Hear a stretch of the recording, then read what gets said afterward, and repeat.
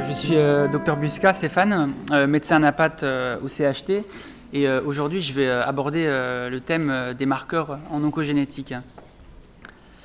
Alors tout d'abord, un petit mot d'historique pour inaugurer cette partie oncologie des journées médicales calédoniennes et mettre un peu en relief notre sujet. Donc il faut savoir que le cancer n'est en rien un mal moderne puisqu'il existe depuis presque toujours. On trouve déjà des localisations osseuses de cancer qui ont été décrites sur des vestiges osseux humains datant de l'époque des hominidés, il y a 1,7 million d'années. Et le premier qui a vraiment réfléchi et décrit médicalement ces lésions cancéreuses, c'est le grand médecin grec Hippocrate. Et c'est lui qui utilise le premier le mot de carcinome, qui veut dire crabe en grec, pour désigner ces tumeurs. Il les décrit au départ comme des lésions ulcératives, chroniques, qui ne s'arrêtent pas de croître, et qui sont incurables. Donc il donne son nom au cancer et il le décrit comme un déséquilibre des humeurs, dans ce qui était à l'époque la théorie des humeurs, comme une accumulation de ce qu'il appelle la bile noire, qui était une des 4 humeurs, et qui, n'étant pas capable de circuler, va s'accumuler sous forme de cancer. Et de manière remarquable, son héritage, donc la médecine hippocratique, durera presque 2 millénaires. Elle va faire le tour des différentes civilisations, latines, byzantines, arabes, et elle va revenir en Europe au moment de la Renaissance pratiquement inchangée. Alors ce qui va vraiment tout changer, ça va être le début de la médecine scientifique au XVIIe et au XVIIIe siècle, avec le début de ce que l'on va appeler l'anatomopathologie, où certains médecins vont chercher à décrire les lésions, d'abord à les décrire de manière macroscopique, anatomique, c'est-à-dire que l'on voit à côté de tissus normaux des tumeurs qui vont évoluer. Et le grand porteur de nouveautés, c'est un chirurgien et anatomiste italien du XVIIIe siècle, Jean-Baptiste Morgani, chirurgien de Padoue qui a commencé à regarder le cancer avec de vraies méthodes scientifiques, en particulier en faisant des autopsies et en décrivant précisément les autopsies de ses patients atteints de cancer. Il a réalisé dans sa vie près de 700 autopsies, ce qui est remarquable. Et il en conclut que les cancers constituent un groupe de maladies à part, différent des maladies infectieuses. Et puis ensuite, on verra une description microscopique des cancers. En France, c'est Bichat et Laennec qui, à la fin du XVIIIe siècle, vont proposer la théorie tissulaire, dans laquelle ils constatent que les cancers ne sont pas des tissus normaux. Et chose importante, ils vont commencer à classifier les tumeurs, non pas en fonction de leur localisation anatomique, mais sur leur apparence microscopique. Et donc ce n'est plus une tumeur du poumon ou de l'os, mais une tumeur de tel ou tel aspect histologique. Donc de manière très importante, pendant tout le XIXe et une partie du XXe siècle, les cancérologues seront pour beaucoup d'entre eux des anatomopathologistes qui vont regarder des coupes tissulaires et puis qui vont essayer de proposer des classifications à partir de ces coupes tissulaires. Par exemple, Gustave Roussy, qui est un des grands noms de la cancérologie du XXe siècle, était un anatomopathologiste de formation.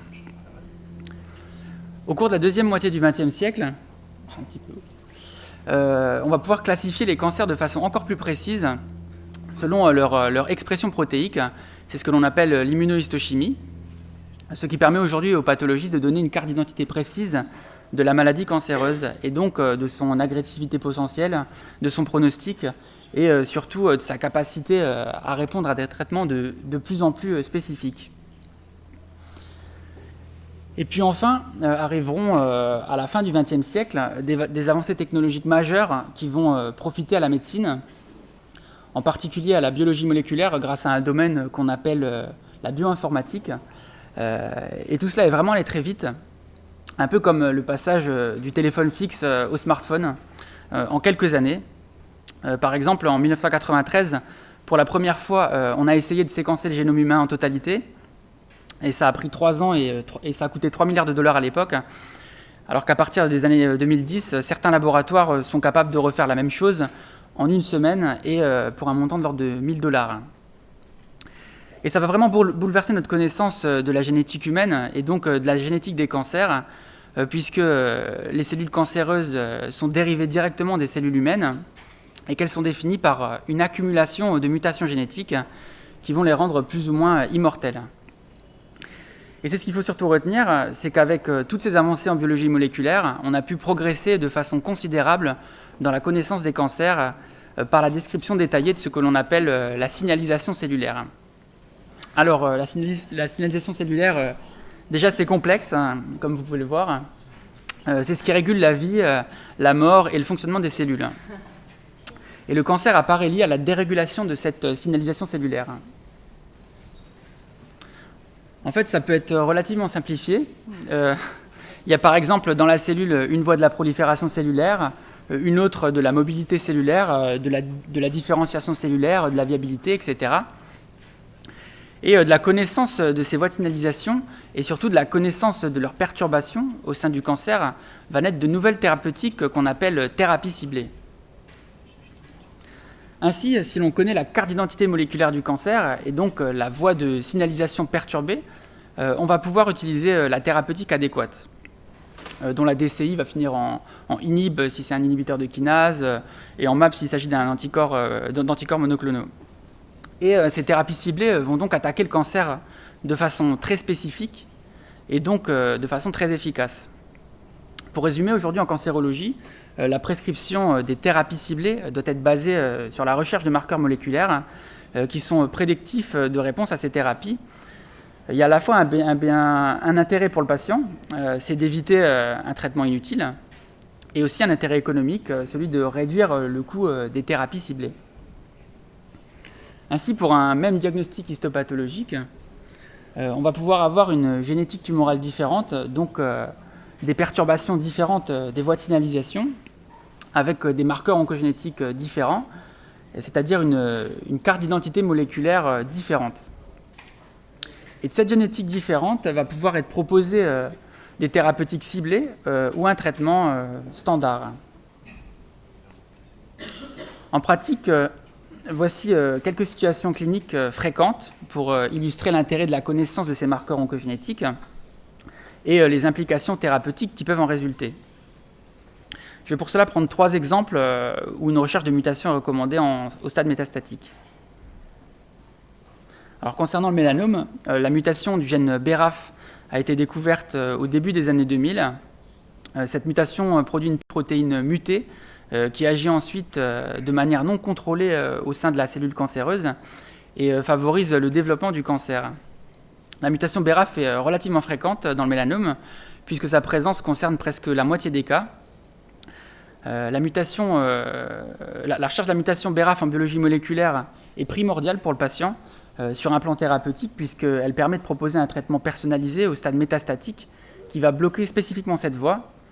On sait que plus des 2/3 des patients qui ont la mutation seront répondeurs pour ces thérapeutiques avec une fonte des lésions métastatiques et un effet qui est vraiment spectaculaire. Cela a été la première grande révolution dans le traitement des mélanomes métastatiques, car avant cela, on n'avait pas grand-chose à proposer à ces patients. Concernant le cancer colorectal, où l'on retrouve également la mutation de BRAF, mais qui associe cette fois non pas à une thérapeutique, mais à un mauvais pronostic si elle est présente.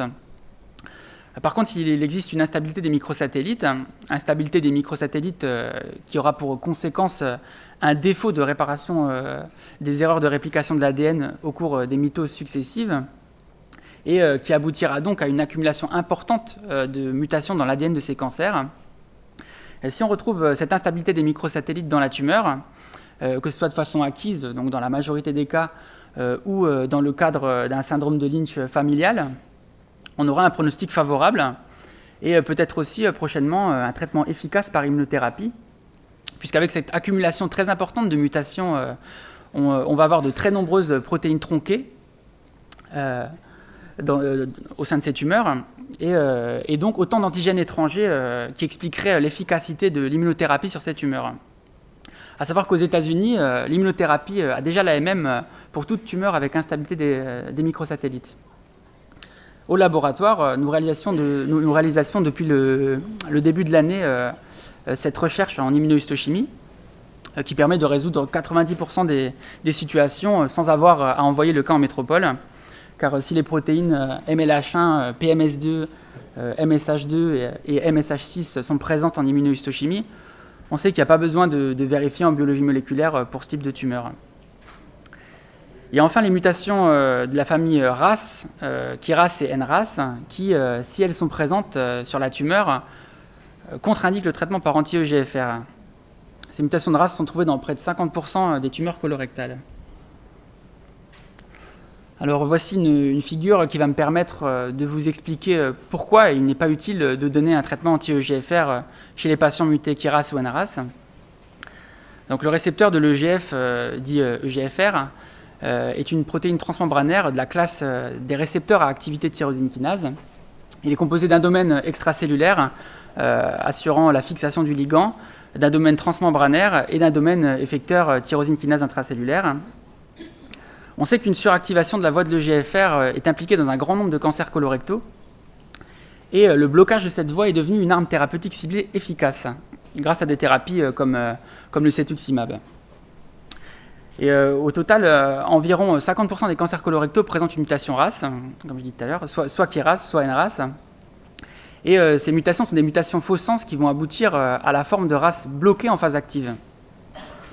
Et constamment activée, elle active elle-même les voies de signalisation d'aval qui stimulent la prolifération, la survie, la différenciation, la migration cellulaire, l'angiogénèse et donc la progression du cancer. Et comme RAS est en aval de EGFR, il est donc totalement indépendant de l'activité de EGFR. Et on comprend bien que cela ne sert à rien de donner un traitement anti-EGFR dans ce cas. On évite ainsi un traitement inefficace, coûteux et même délétère aux patients, et on pourra directement se concentrer sur une autre stratégie plus pertinente.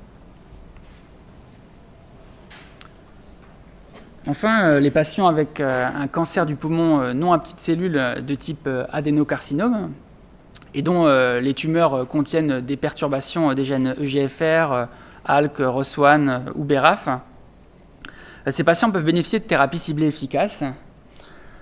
Par ailleurs, les patients qui ont un adénocarcinome bronchopulmonaire avec mutation EGFR sont presque environ 20% des cas en Nouvelle-Calédonie, contre 11% en métropole, et qui ont déjà reçu une thérapie ciblée anti-EGFR de première ligne, s'ils rechutent et que l'on trouve la mutation de résistance T790M de l'EGFR, qui est le mode de résistance le plus fréquent à la thérapie ciblée anti-EGFR de première ligne, et bien ces patients pourront encore bénéficier d'une autre thérapie ciblée, dite de troisième génération, efficace et qui attaque spécifiquement cette altération de résistance.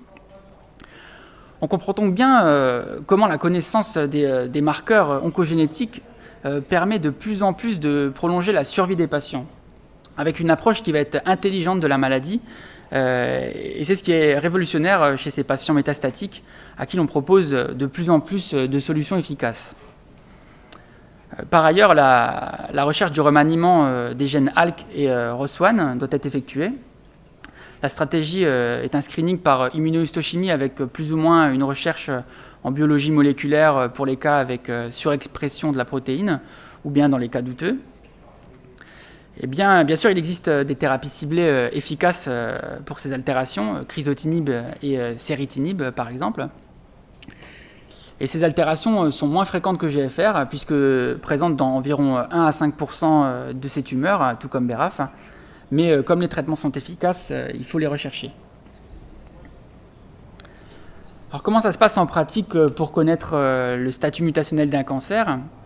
Donc le clinicien, spécialiste d'organes ou oncologue, qui prend en charge le patient, a un rôle très important car c'est lui qui est le plus à même de savoir si oui ou non le patient peut être éligible au traitement par thérapie ciblée. Il va donc transmettre au pathologiste une feuille de prescription de biologie moléculaire. Ainsi, le pathologiste qui aura auparavant posé le diagnostic de cancer pourra envoyer un bloc de tumeur contenant l'ADN du cancer pour recherche de mutation d'intérêt. En France, il existe 28 plateformes de génétique moléculaire des cancers sous l'égide de l'INCa. Et donc, c'est vers ces structures que l'on se tourne lorsque les examens de biologie moléculaire ne peuvent être réalisés sur place. Au Medipôle, nous adressons nos prélèvements à Bordeaux. Une fois qu'il a reçu la feuille de prescription, l'anatomopathologiste sélectionne d'abord au microscope sur le morceau de tumeur retiré la zone la plus riche en cellules tumorales pour avoir une quantité significative d'ADN tumoral pour l'analyse de biologie moléculaire. Cet ADN des cellules cancéreuses est ensuite extrait, puis amplifié, afin d'obtenir une quantité suffisante d'ADN pour l'analyse. Les gènes concernés sont ensuite étudiés pour détecter la présence ou non de mutations. À savoir que les techniques d'analyse peuvent différer selon les laboratoires. Donc on a fait une étude sur les envois en métropole pour recherche de mutations en 2019 de nos prélèvements concernant les cancers du poumon qui représentent le cas le plus fréquent, c'est presque les 3/4 de nos envois pour recherche de mutations.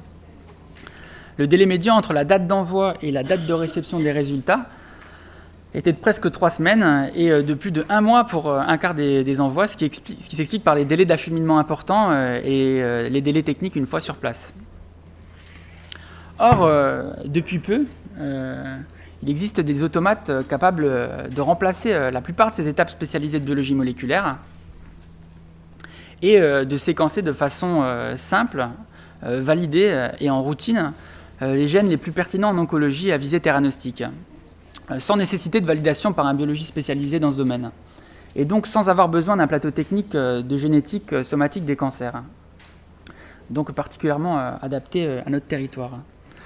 Et c'est déjà utilisé dans beaucoup de laboratoires d'Anapat en métropole et dans le monde, et j'en ai eu l'expérience au cours de mon cursus. C'est aussi répandu à La Réunion ou en Martinique par exemple, et on pourrait envisager des résultats en 1 à 2 jours pour des gènes comme EGFR dans le poumon, BRAF dans le mélanome, KRAS, NRAS et BRAF dans le côlon, et pour confirmer un statut MSI dans le côlon ou l'endomètre par exemple. Et tout ça pour, au final, apporter sur place les meilleurs soins à nos patients au stade métastatique, dans les délais les plus brefs. Et ce serait aussi une grande avancée pour tous nos confrères qui au quotidien prennent en charge ces patients et qui attendent ces résultats pour la prise de décision thérapeutique. Nous, en tout cas, on serait partant pour utiliser ce type de technologie en Nouvelle-Calédonie. Voilà, je vous remercie.